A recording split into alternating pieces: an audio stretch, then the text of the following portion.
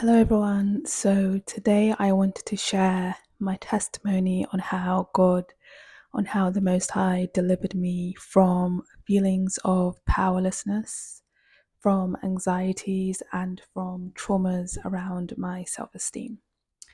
So, the reason why I want to share this experience, this testimony with you, is because I think we live in a time where people have become over reliant on systems that are actually not built to serve them or to truly heal them, but to make them dependent on them. We are living in a time where our healthcare systems, our education systems, our political systems are constantly trying to make us dependent on them. They're not truly trying to liberate us. And my personal experience as not only a spiritually gifted woman, as a seer, began with me with deep feelings of being a misfit, right? Deep feelings of never truly fitting in, deep feelings of persecution, right? The first attempt on my life was when I was a couple of months old, when an outsider had actually tried to get rid of me, if you know what I mean. I tried to get rid of me. And I remember growing up and having these deep seated feelings of never truly belonging. And being born around dysfunction, seeing dysfunction play out around me only exacerbated these feelings. So, having complex family dynamics, having learning things about people that made me see them in different ways were the different methods the enemy was trying to rid me of all my joy, of my happiness, my peace of mind, right? And growing up, this experience snowballed into experiences of bullying in schools, not only by peers, but also by teachers, right? Teachers who were meant to guide me, who are meant to protect me, and who are meant to foster feelings of encouragement and, ambition within me were the same ones who would try to tear me down, right? And these experiences only made me withdraw into my inner world a lot more. So during this time, I had always been connected to God, to the Most High. And it wasn't necessarily because of how I would practice my faith, because growing up, I really wasn't practicing my faith as I should have been, right? But I was always tethered to something far greater than all of that, something far greater than my own experiences. I was always able to see far into the future, to see far into possibilities, into people, and always having a very sharp instinct, right? So as I got older into my teenage years, a lot of the things that I had experienced within my childhood had created a very complex persona, right? I where I was now apologies, where I was now just seeking to have a normal life, right? Like growing up as a teenager, I remember one feeling that I really, really yearned for and wanted was to just have a normal life. I wanted to be a normal teenager. I didn't want to have to worry about things that had happened in the past. I didn't want to worry about, the things that I'd experienced, the painful experiences. I didn't want to have to worry about complex family dynamics. I didn't want to worry about spirituality and faith and all of these things that I was experiencing at this time, but I didn't have the language to express, right? Because, like I said, I had always been tethered to something that had always given me the ability to see what was ahead, to see through people, to understand people's intentions without them saying much, right? So I was a highly sensitive kid, right? So, and I always was withdrawn into my inner world because of this. So becoming a teenager, I just wanted to be normal, but then we had more bullying, people who befriended me but secretly hated me. So having so-called friends who just wanted to get close to me so they could put me down, right? People who wanted to assert a false sense of superiority over me. And I remember internalizing a lot of the lies that I was told during this time in my life. Like, I internalized a lot of the things people said about me, right? About my personality, about my appearance, about how I chose to embody myself, right? Because I was someone who I never had um I've never really had a hierarchical thinking style, right? But I was always like a free soul, like a free person. I never liked to judge people. I never liked to impose things and understandings onto people, and yes, I've made mistakes, but it seemed that that was being policed, right? Because a lot of people want you to think how they think. A lot of people want you to think in limited ways and constricted ways. And I just didn't want to think that way, right? But like I said, at that time, I didn't have the language to express all that I was feeling and thinking and experiencing. So I internalized a lot of what people were throwing my way. So there was a lot of friendship betrayals that happened during this time. There was also a lot of people who would just try to attack me for no reason. There would always be like women who, or can I say at that age, or girls, teenagers, who were of mixed race, who would try to accuse me of bleaching my skin because, I'm just a little bit light skinned as a black woman who isn't mixed. And that was an experience that I had a lot, in my teenage years that confused me so much. But as I got older and I was still in the education system, I began to thrive in a certain way where I became a lot more academically inclined. So I did really well at school, regardless of being dyslexic. Like, I didn't know that I was dyslexic until I was actually at university. But regardless of a lot of things that I had experienced, I was doing pretty well at school. And I was someone who stood out because of that, right? I got offers from Cambridge, and that also made people want to hate on me during, at school.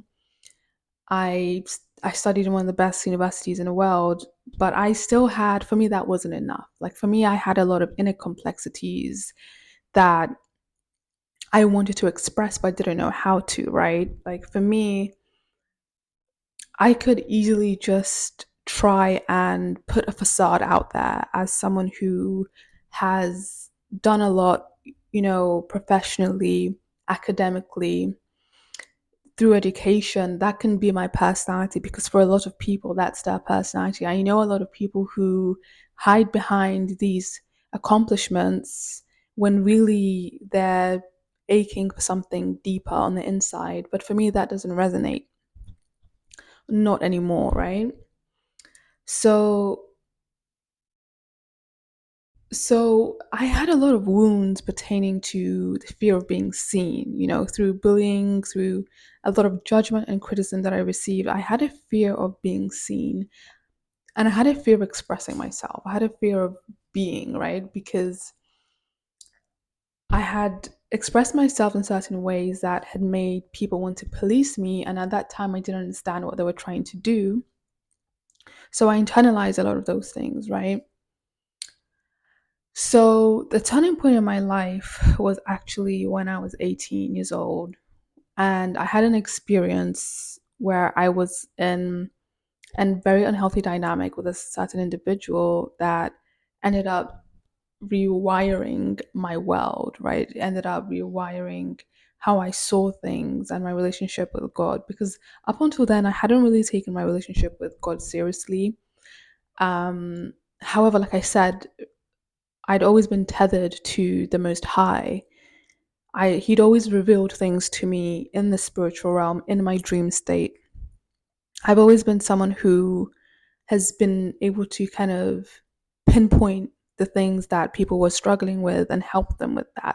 Even when I was struggling with my own things and nobody could do that for me, it seemed like a gift that I'd always had, but I never really thought much of it, right? So the Most High healed me through a lot of these issues, these deep emotions, these deep wounds that I had. But at that time at 18, I still had feelings of powerlessness. I was still like in my baby phase when it came to my journey and relationship with God. And I think there's levels to it. So you're never really finished, right?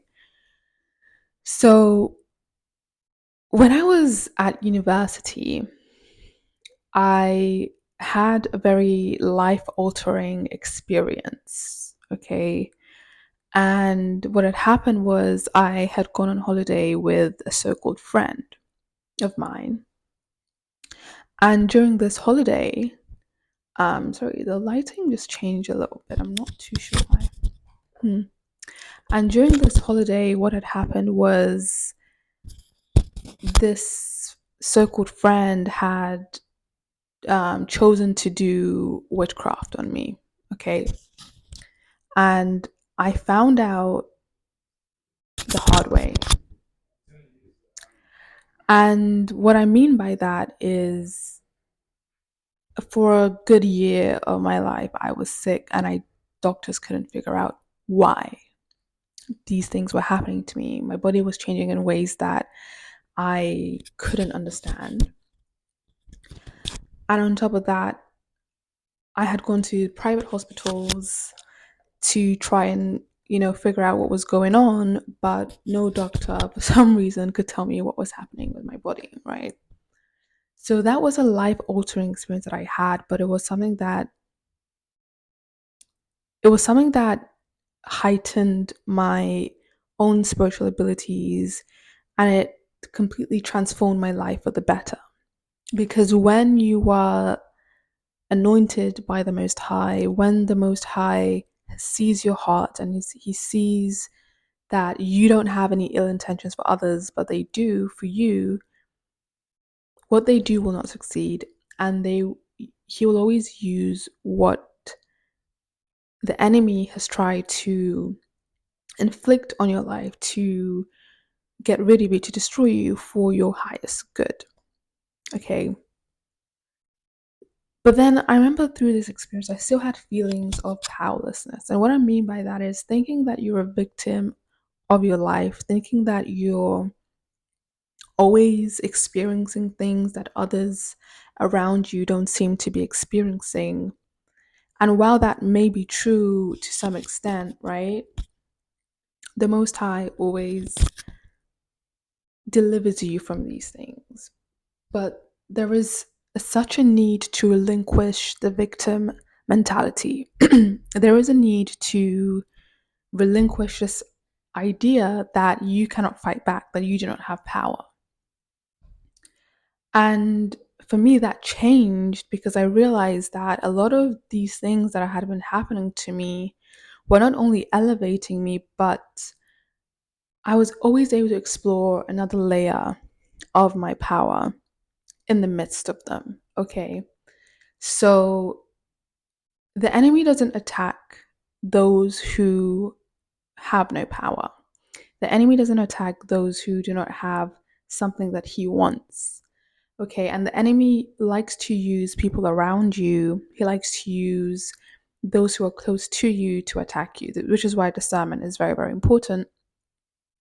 At the same time, um, understanding that you have the natural ability to fight back is going to take you so far, and that you don't even have to try that hard. for me, that was when I realized that's when I stopped being scared, because as someone who had experienced a lot of spiritual warfare from a very young age, like I said, the first attempt in my life was when I couldn't even speak, walk, I couldn't even do anything for myself, right? So I was born into it, and I had to fight through it with God, but also with my God given power that He's imbued me with, right?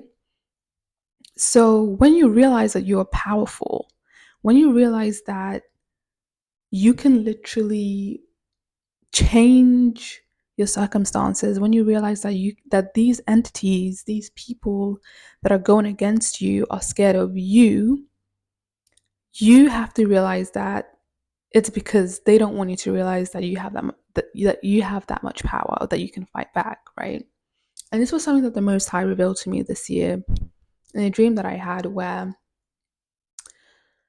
there was someone who was chasing me in this dream, and then I had gone to hide, right? But then they still followed me into the place that I hid. But then I struck them. I basically gave them a slap in the dream, and just like how a piece of glass shatters when it breaks, that's how this person shattered, right? Because it's all an illusion. A lot of these things want you to think that they're real, that that they have some kind of power over you, but you have the power. It's in your hands, right?